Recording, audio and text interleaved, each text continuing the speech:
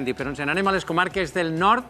Allà Ainhoa Machí, en l'entorn de Castelló, ens conta com està anant l'última hora. També en l'interior de Castelló, aquestes ràfegues de vent estan causant problemes. Endavant, Ainhoa, conta'ns.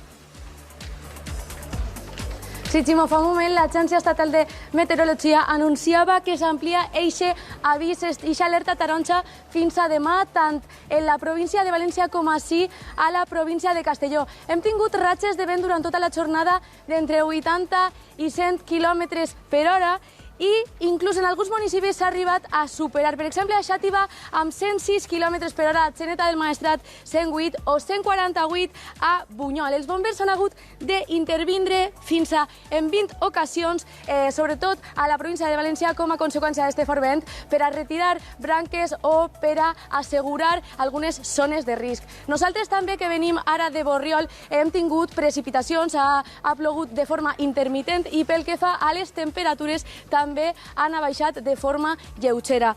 Com vos deia abans, demà continua eixa alerta taronja per fortes ratxes de vent i nosaltres vos recomanem precaució i no eixir de casa si no és imprescindible.